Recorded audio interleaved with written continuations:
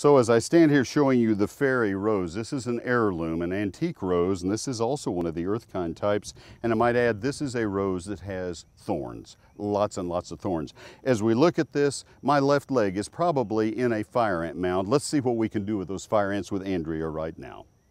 Want a fun way to take care of your fire ant problem? It's time for Revenge of the Fire Ants with my friend Kimberly Schofield from Texas AgriLife Extension, which is part of Texas A&M University. We are out here at a real bookstore in Fairview, and we're making fire ant chili, and we're going to show you how to do it. But first of all, Kimberly, let's talk about why fire ants are such a big problem in Texas. Sure, Andrea. Fire ants are an introduced insect from Mobile, Alabama. So they were introduced into Texas into the 1950s. Okay. And so far they have infested throughout the state of Texas, except for western parts of Texas. They've even chased out our horny toads. They've eaten all the good ants. That's the problem. And what the ones that the horny toads used to like to eat, well, right? Absolutely. So the horny toads used to feed on the red harvester ants. And since the fire ants were introduced into Texas, they have taken over areas where the harvester ants used to live. Wow, well, let's bring back the harvester ants and get rid of some of these fire ants. Let's show you how to make some chili, and we're actually going to use the fire ants as a garnish.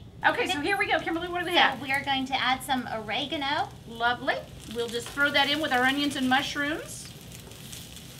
All right, what do we have now? A little salt. Just salt to taste. We've got some chili powder and paprika. Lovely. And then some cumin. Ooh, that's beautiful. And then we've got some vegetarian meat. This is the smart ground, and it is really delicious. Matter of fact, I've had this several times, and you cannot tell it is not chili meat. Quite yummy.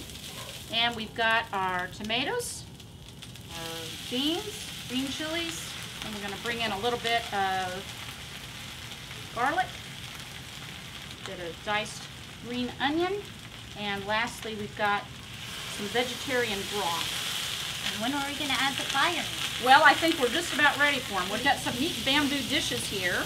And what's cool about bamboo, it's a renewable resource. I'll serve you up a little bit here. You can try it. So we can eat fire ants. The thing is to limit the amount that you do eat. These two contain the venom sac. So if people are highly allergic to fire ants, this isn't going to be the food of choice. It will cause the same reaction internally, eaten, yes, as if they were to sting you. So. And so let's give our chili a try here. What do you think? Wow. I want to thank our friends at Central Market, A Real Bookstore, and The Greener Good for help on today's segment. You can visit our website, Dig in DFW, for everybody who helped, including all of our ingredients and the recipe for our chili. We've also got some tips there on how to catch fire ants in your yard to use them in chili if you really want to. Well, thanks a lot, Kimberly Schofield.